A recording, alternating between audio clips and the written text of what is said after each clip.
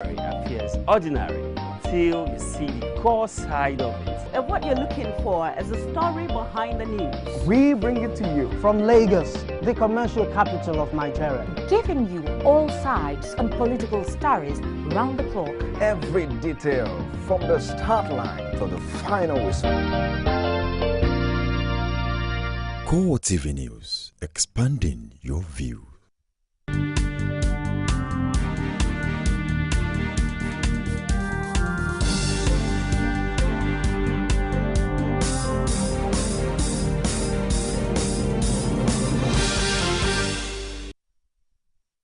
It's good to have you join us on CoreTV News for this hour. I am Ebulomo Adekunle. Security forces on Thursday fired tear gas canisters inside the National Assembly complex to stop the Speaker of the House of Representatives, Aminu Tambuwal, from gaining access into the chamber. He was, however, smuggled in by other federal lawmakers after they had earlier beaten the barricade put up by the police at the main gates. Some members of the House of Representatives had to scale the fence of the complex to gain entrance, while a long line of vehicles were visible on the short road leading into the assembly.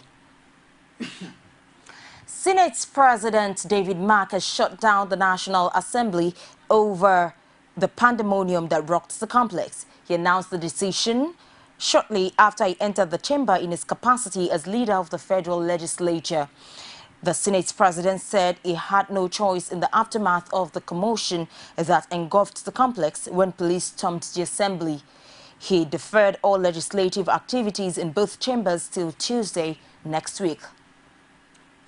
Still on the siege on the National Assembly by a combined team of the police and operatives of the Department of State Service, CoreTV News spoke to the minority whip of the House of Representatives, Samson Osage, for what transpired at the National Assembly complex. He gave this description of what went on during the invasion of the complex. Armed security men made up of police and hooded members of the PD invaded the entrance this morning, and they were searching every vehicle as they were bringing members into the National Assembly. Upon sighting the convoy of Mr. Speaker Aminu Tambuwal, they hurriedly closed the gate so that he would not have access to the National Assembly to go and preside over the request by the President for the extension of the state of emergency. That led to a situation where members who were in the entourage of Mr. Speaker had to jump the fence and begin to find their way into the assembly because it was uncalled for. It was an uncultured manner for security agencies to attempt to interfere with the internal workings of the National Assembly. Mr. Speaker was practically smuggled by a large number of members into the National Assembly by forcing the gate open. So what you saw today was an unprovoked attack on the National Assembly by the security agencies under the directive of the presidency. We are appalled that our democracy had to plummet this level in a manner that we have no respect for other organs of government who are supposed to be performing their responsibilities. But can you confirm if the House was able to sit today? Eventually, when members succeeded in finding their way into the House after forcefully opening the gates and the Speaker smuggled into the gate, canisters of tear gas were shot at members, before they eventually entered into the chambers, and they sat and tempers rose. Mr. Speaker had to count down free deaths before we eventually sit in order to attempt to take the matter that was on the other paper. However, because of the unconducive atmosphere, we could not take the matter that was slated for the debate today. In fact, the Senate President had to cross over from the Senate chambers to come and attempt to intervene in what was an embarrassing situation in the National Assembly over which he is chairman. Yes, we heard of the report that the Senate President David Mark has shut down the National Assembly. What effect does that have on proceedings, especially as it concerns the proposed extension of the emergency rule? Well, as it is, it has not been granted. It has not been considered by either chambers of the National Assembly In fact, the implication for us is that there is no emergency rule as we speak. By 12 midnight today, the emergency rule would have ended, and then there will be no emergency rule because the president and the presidency who asked us to consider request sent after us policemen and armed security officers to intimidate, harass, and to prevent us from doing the job. So the implication is that even the presidency does not want the emergency rule to be considered.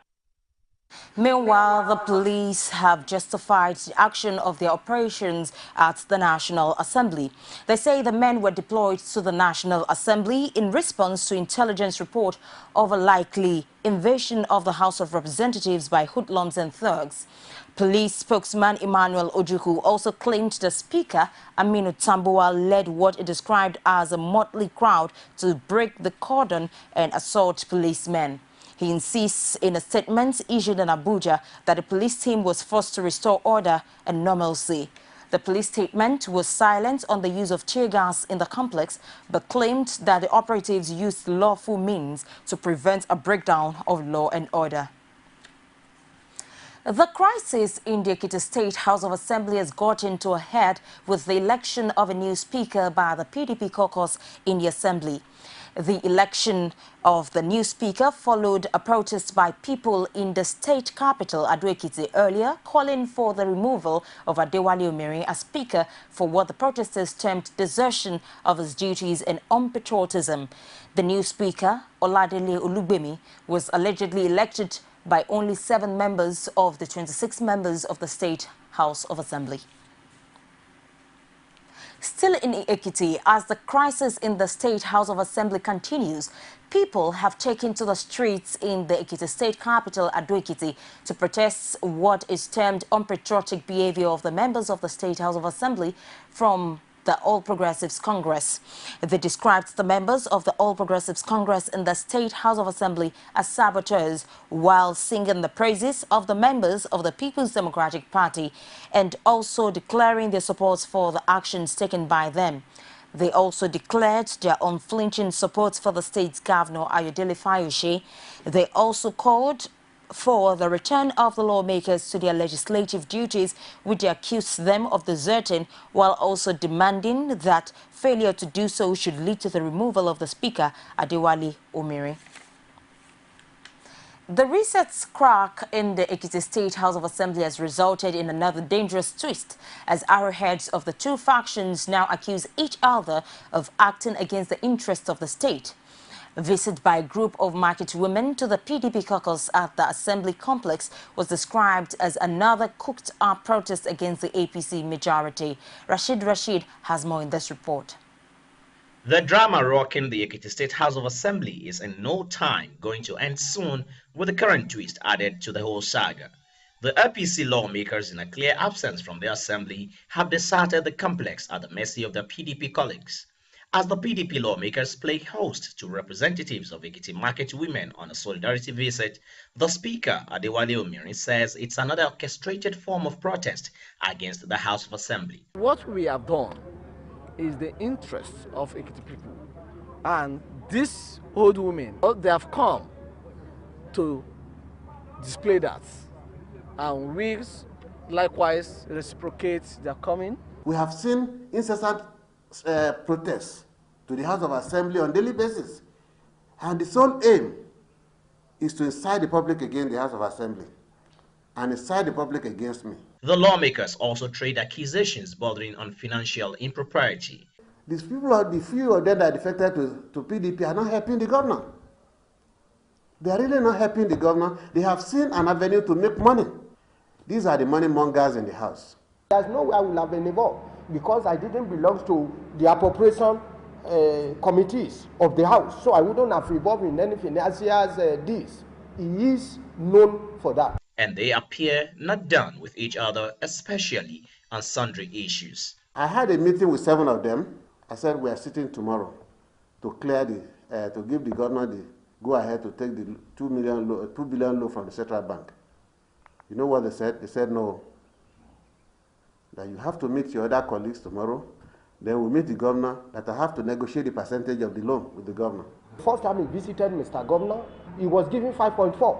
The second time he visited that place, I was not there. He was given another 5.4. And the other time when there was even need for us to pass the commissioner, when he was demanding for money from them, he was the one talking directly with Mr. Governor. They further threw caution to the wind as temper flared. They just churn out lies, as if we are all fools in Ekiti State, in the fountain of knowledge. When you see a drum man like Omere, there's no alternative something than for him to be tendering unacceptable excuses here and there, and that is what Omere is known for. The last of this renewed battle for supremacy is definitely yet to be seen as the people of Ekiti watch in bated breath. Rashid, CoreTV News, Ado Ekiti. The All Progressives Congress says it will resist any attempts to disenfranchise Nigerians in the run-up to the 2015 general elections. It specifically decried the non-provision of permanent voter cards for duly registered voters in many parts of the country, while accusing the Independent National Electoral Commission of sabotage. APC leaders made this declaration at a rally tagged Salvation Rally at the Eagle Square in Abuja. The party chieftains also raised issues on the possibility of free and fair election next year. Nigerian who is qualified to vote and has duly registered must get his permanent voter's card. Do you say yes? Yes. Vote out the PDP next year.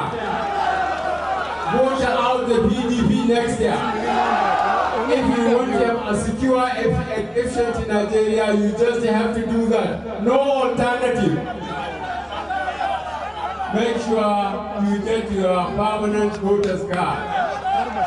Make sure you have gone and voted for those who want to represent you and lead you. And make sure your votes count. CPC and PAPC, ACN and APC, ANPP and APC, APGA and APC, Nigeria.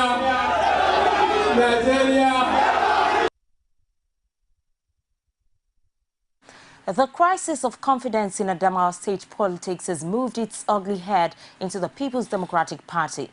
The dissolution of the party's state executive has thrown up new challenges and fuels divisions among party members. Our correspondent, Martins Dixon, looks at the consequences of the development in this report. The dissolution of the Adamawa State People's Democratic Party ESCO has thrown party supporters and stakeholders in a state of confusion and disarray. Speaking to journalists in Yola, the state party chairman, Joel Madaki, says the party at the state level will not accept injustice and will remain true to the principles of fair play and justice. What they are trying to do cannot happen during my time. It cannot happen. Imposition cannot happen. It is a matter for just imposition. It is a matter they want to do things with a view to impose somebody. Nobody will impose in Adamawa again. I want to tell the people of Adamawa State will continue to resist anything bad. We'll continue to resist. We are in good working relationship with all the aspirants. Other stakeholders of the party reiterated the fact that it is a ploy by some Abuja-based politicians to impose candidates on the people of the state. I was quite taken aback by the pronouncement of the National Working Committee dissolving the Adamawa State ESCO. I don't know what their reasons are, but really it was shocking, and I don't think that decision was really taken in the best interest of Adamawa State. People will decide who will govern them, whether they dissolve the party executive at the point of election or not. If PDP is not interested in winning election, that's their own business. But this dissolution will not stand, because we are also indigenes of Adamawa. We decide who will rule us, not a clique, because they have connections with the national chairman. Many of the party members say they should be allowed to take decision on the fate of the party in Adamawa State. They accuse some privileged politicians of manipulating the national executive of the PDP. there shouldn't be any subterranean influence playing on the intelligence of the Adamawa State people. We are here and we know what we want, and nobody should tell us what we want. If it is a trumpet, we should be allowed to blow our own trumpet, and let nobody blow our own trumpet. We don't want it. And that which was purportedly done is an error, and we condemn it in strong terms. The stakeholder in Adamawa State and the PDP supporters in Adamawa State entirely are not happy with the decision with the National Working Committee. The recent crisis in the state PDP is seen by the people of the state as a political crisis too many to be allowed to take root, seeing that the state has witnessed too many crises of late. Martins Dixon, CoreTV News, Yola. Presidential aides and members of the First Family this morning held a brief prayer session to mark the 57th birthday of President Goodluck Jonathan. The president later cut birthday cakes inside his official residence at the presidential villa in Abuja. Speaking at the event, President Jonathan stressed the need for peace and harmony in the country. Organized. Look as if we are playing a smart celebration. Let me react on behalf of my wife and my family. Since any time all of you have made it possible, effectively sign on today. I use this opportunity to reassure Nigerians that though we are facing challenges, God will see this country through. No one individual will hold this country together. Let us be together, work hard, and pray to God. Surely, we will stay.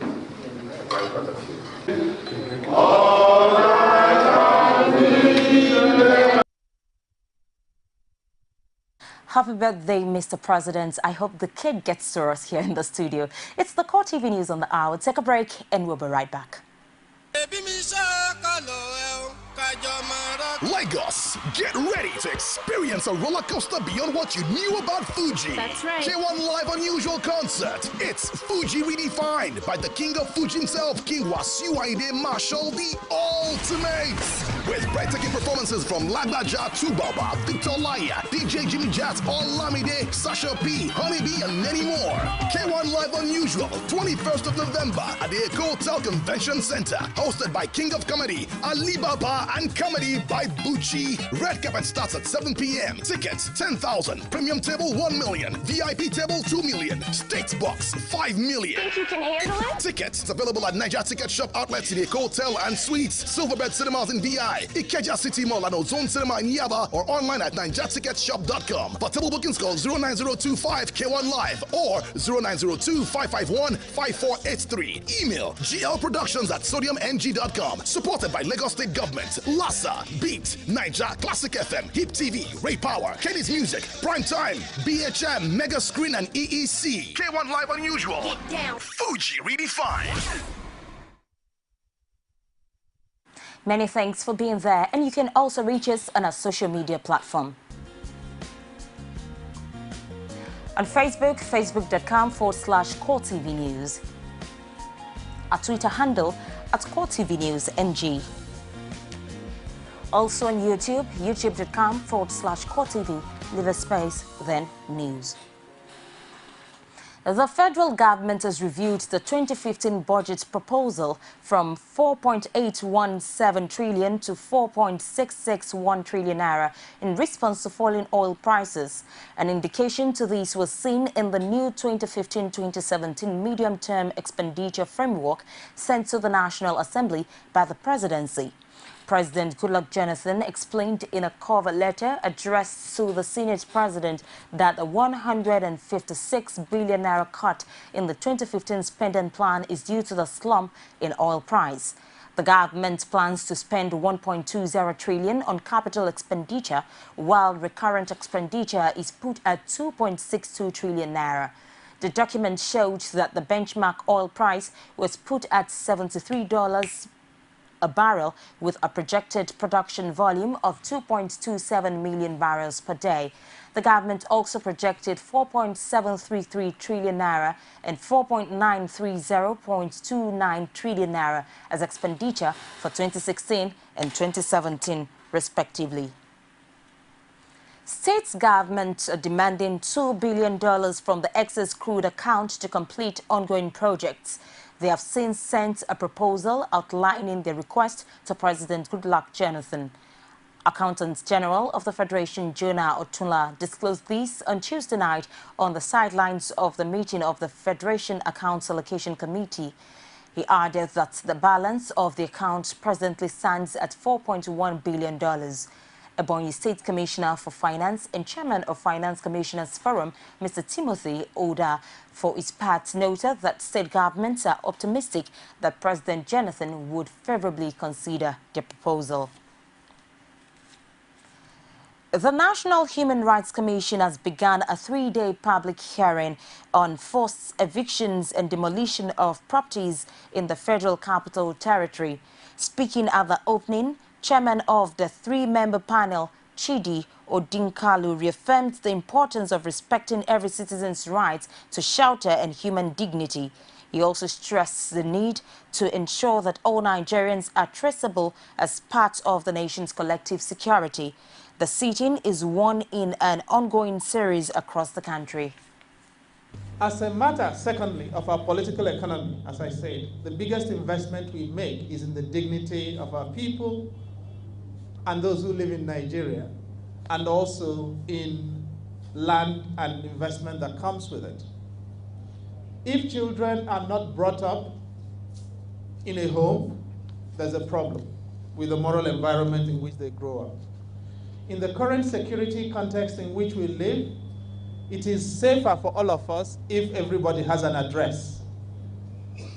Because if somebody does not have an address, number one, they can get very angry. Two, their morality can be messed up. And number three, if they do something against us, we cannot trace them. You can trace somebody with an address. You cannot trace somebody without an address. So there is a common sense reason for the National Human Rights Commission to get involved in this. It is a contribution to our collective security as Nigerians. We need Nigerians that we can trace. We need people in the country that we can trace. When you cannot trace people, it is a security risk. We'll take yet another break on CoreTV News on the hour, and we'll bring you a story from North Korea. Lagos, get ready to experience a roller coaster beyond what you knew about Fuji. That's right. K1 Live Unusual Concert. It's Fuji Redefined by the king of Fuji himself, King Wasiu Marshall, the ultimate.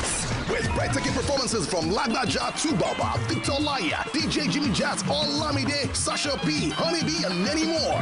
K1 Live Unusual, 21st of November at the Eco Hotel Convention Center. Hosted by King of Comedy, Alibaba, and Comedy by Bucci. Red carpet starts at 7 p.m. Tickets 10,000. Premium table 1 million. VIP table 2 million. Stakes box 5 million. Think you can handle it? Tickets available at Niger Ticket Shop outlets in the Eco Hotel and Suites, Silverbed Cinemas in VI, Ikeja City Mall and Ozone Cinema in Yaba, or online at NigerTicketShop.com. For table bookings, call 09025 K1 Live or 0902551 5483. Email glproductions@sodiumng.com. Supported by Lagos State Government, LASA, Beat, Niger, Classic FM, Hip TV, Ray Power, Kenny's Music, Prime Time, BHM, Mega Screen, and EEC. K1 Live Unusual. Get down. Fuji Redefined. Many thanks for being there. In response to a United Nations move towards a probe into North Korea's human rights violations, the country has threatened to conduct a nuclear test. Its foreign ministry on Thursday accused the United States of orchestrating a recent UN resolution calling for the investigation. North Korea previously conducted nuclear tests in 2006, 2009, and 2013. Its threat comes as new satellite images emerge indicating fresh activity at a North Korean nuclear facility.